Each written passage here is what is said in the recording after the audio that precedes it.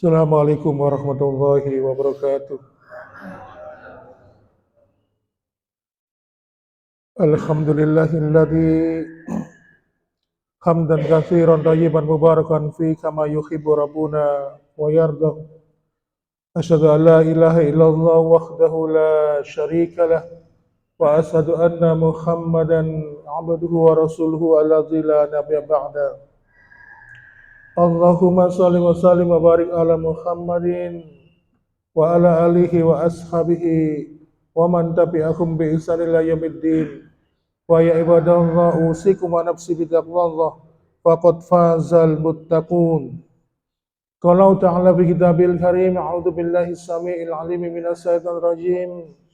Ya ayyuhalladzina amanu taqullaha haqqa tuqatih wa la tamutunna illa wa antum muslimun.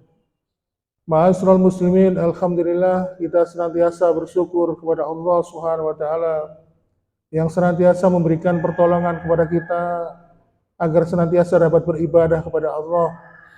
Dan kita juga bersyukur tadi sebelum salat subuh berjamaah, kita secara munfarid sendiri-sendiri dapat diberikan kesempatan melaksanakan salat sunnah qobliyah subuh atau yang biasa disebut dengan istilah salat sunnah fajar. Bagi seseorang yang diberikan kesempatan untuk bisa sholat sunnah 2 rakaat sebelum subuh berjamaah, maka perlu diketahui bahwa sesungguhnya Allah memberikan jaminan baginya terhadap dunia ini. Kenapa? Karena Rasulullah SAW memberikan sebuah perumpamaan, rakaatun fajri khairum minad dunya wa ma fiha.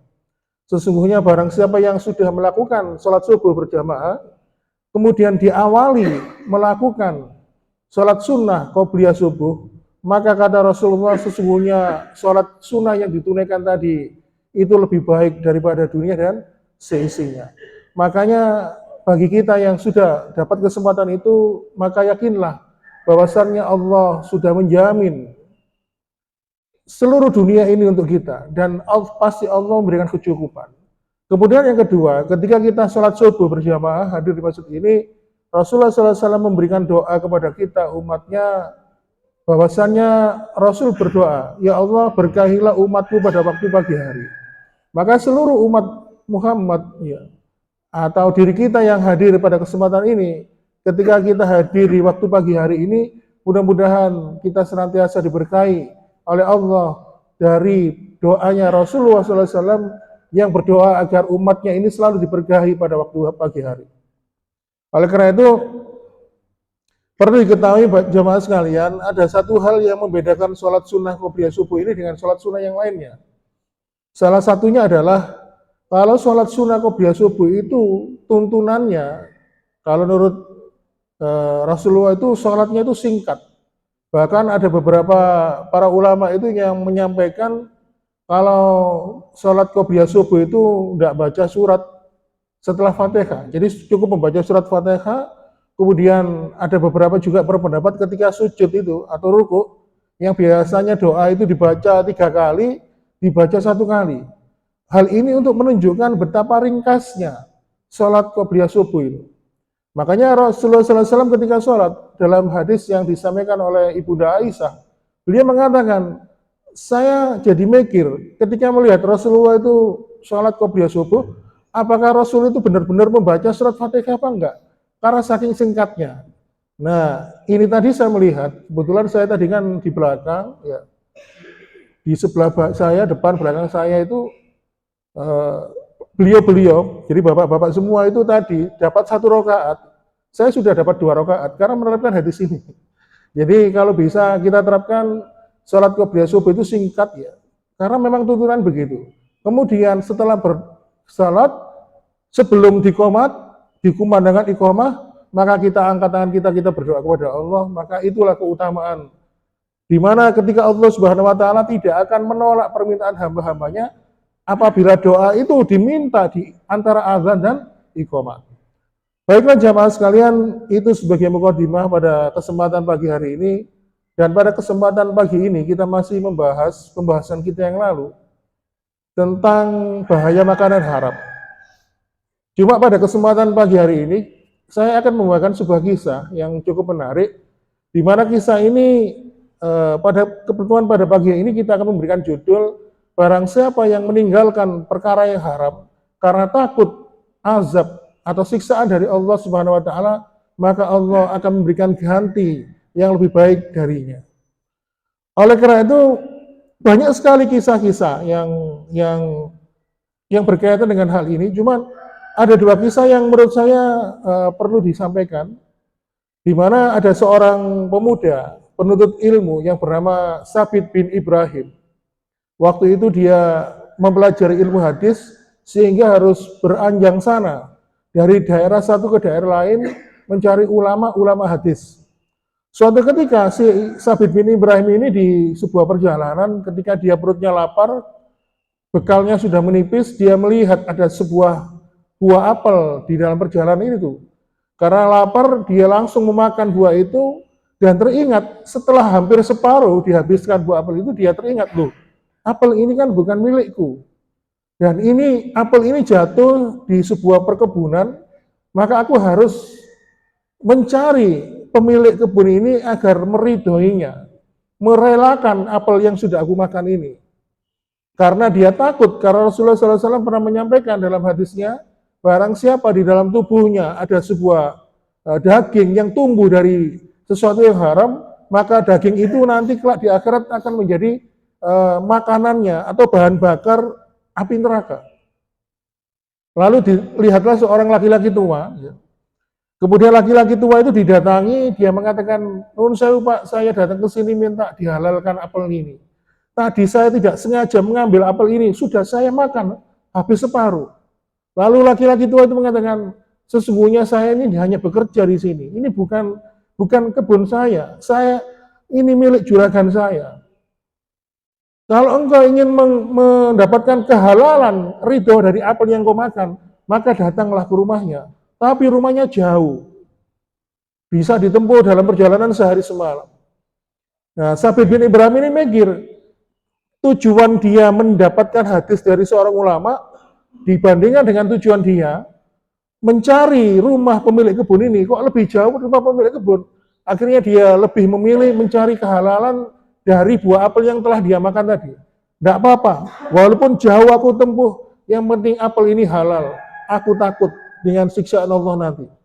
Akhirnya dengan penuh tekad, Sabit bin Ibrahim ini pun akhirnya berjalan menyusuri rute yang sudah ditunjukkan oleh lelaki tua penunggu kebun tadi, dan akhirnya sampailah ke rumah pemilik kebun itu. Lalu kemudian ketika bertemu, dia mencoba menghubungi pemilik rumah itu, kemudian menyampaikan niatnya.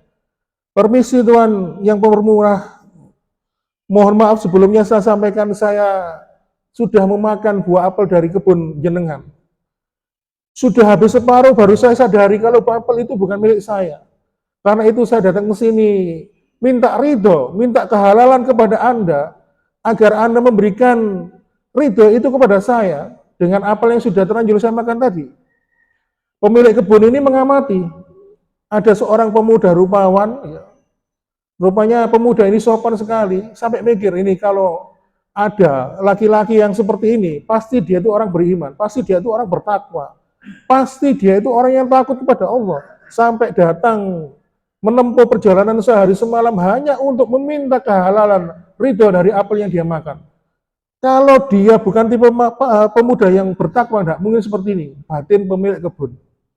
Akhirnya terbersit ide, ya, keinginan, akhirnya apa? Baik, aku akan memberikan kehalalan, keridhaan apel yang telah engkau makan untukmu, tapi aku menetapkan satu syarat. Engkau harus menikah dengan putriku. Kaget, masa untuk mendapatkan kehalalan apel yang dia makan, dia harus menikah dengan putrinya. Tapi mau tidak mau, karena dia takut dengan azabnya Allah, maka diterima. Lalu sang pemilik kebun itu mengatakan, "Sebelum engkau menikah dengan putriku, perlu engkau ketahui, putriku ini buta matanya, bisu bicaranya, tuli pendengarannya, dan dia itu lumpuh, tidak bisa dan tidak pernah berjalan kemana-mana. Saking Saking takutnya pada Allah, syarat-syarat ini pun diterima oleh pemuda tadi, Sabit bin Ibrahim. Baiklah Tuhan, kalau itu untuk mendapatkan ridhonya Allah, aku sanggup menerima syarat itu. Akhirnya ma'asyiral muslimin, ketika sudah selesai akad nikah, ijab kabul, maka pemuda ini tadi dipersilakan oleh mertuanya tadi untuk menyambangi istrinya di sebuah kamar. Lalu kemudian sesuai dengan kebiasaan dia, ketika dia mau masuk ke dalam sebuah ruangan, dia mengucapkan salam. Diketuklah pintu itu, diucapkanlah salam. Ternyata di dalam kamar itu terdengar seorang wanita menjawab salamnya. Betapa kagetnya Sabit bin Ibrahim ini. Loh, katanya tadi itu anaknya ini bisu. Katanya tuli, kok bisa menjawab salam saya? Lalu dia bertanya. Akhirnya setelah itu dibukakanlah pintu kamar itu, dia masuk ke dalam pintu kamar itu. Dia betapa kagetnya melihat seorang gadis, seorang wanita yang cantik rupawan. Dan dia sempat mikir, loh, katanya anak gadisnya ini lumpuh, tapi dia kok bisa berjalan, membukakan pintu untukku. Lalu kemudian Sabit ini bertanya kepada wanita itu, si gadis ini yang sudah menjadi istrinya, ayahmu tadi sebelum menikahkan engkau dengan diriku, menetapkan syarat untuk menikah denganmu, ayahmu sudah menceritakan kepadaku bahwasannya engkau ini buta. Mengapa ayahmu mengatakan engkau ini buta? Maka gadis itu pun menjawab, benar kalau ayah mengatakan aku ini buta. Karena apa? Karena mataku ini belum pernah dipergunakan untuk melihat sesuatu yang diharamkan oleh Allah. Lalu kemudian Sabit bin Ibrahim pun bertanya lagi kepada istrinya, ayahmu mengatakan juga kepadaku bahwa engkau ini tuli. Mengapa ayahmu mengatakan kalau engkau ini tuli? Wanita itu pun menjawab, memang benar kalau ayahku menjawab diriku ini tuli. Karena sesungguhnya aku tidak pernah menggunakan telingaku ini untuk mendengarkan sesuatu yang diharamkan oleh Allah Subhanahu wa taala.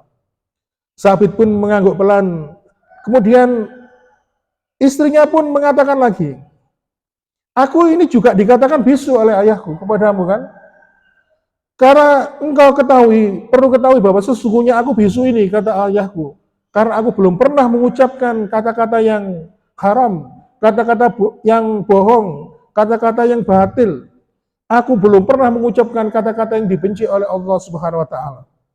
Dan ternyata ma'asyiral muslimin, ketika mendapati istrinya yang cantik, rupawan, berakhlak mulia, jelas menjadi seorang wanita yang soleh, akhirnya Sabit bin Ibrahim ini pun mendapatkan kegembiraan dan kebahagiaan yang luar biasa. Karena apa? Hanya karena dia mendapatkan keinginan untuk merelakan kerelaan apel dari seorang pemilik kebun, karena dia takut, karena ingin mendapatkan ridho dari Allah dengan halalnya apel yang dia makan tadi. Akhirnya Allah memberikan anugerah sesuatu yang lebih besar balasannya untuk dia. Dan akhirnya apa? Dia dipertemukan dengan seorang gadis yang soleha. Dan singkat cerita, dari hasil pernikahan itu akhirnya lahirlah seorang anak yang bernama Nu'man bin Sabit, di mana Nu'man bin Sabit ini akhirnya menjadi ulama yang masyhur, terkenal, mempunyai banyak murid, dan muridnya pun juga menjadi ulama yang masyhur. Nu'man bin Sabit ini diberi gelar sebagai Imam Abu Hanifah atau Imam Hanafi, di mana Imam Abu Hanifah atau Imam Hanafi ini pelopor imam mazhab dan mempunyai beberapa murid, dan muridnya pun juga masyhur juga. Di antaranya seperti Imam Malik, Imam Syafi'i, dan Imam Ahmad.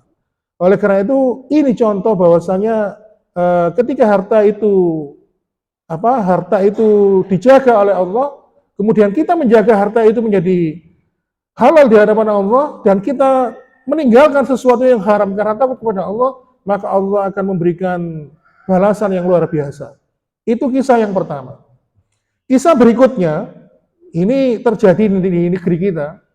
Kejadiannya tahun 1975, tahun 75. Ini sudah sering disampaikan di beberapa media tentang seseorang yang hijrah.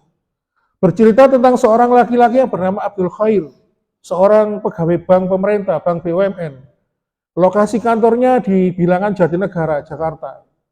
Nah, Abdul Khair ini orangnya sopan, rendah hati, kemudian dia itu mampu melayani nasabah dengan baik.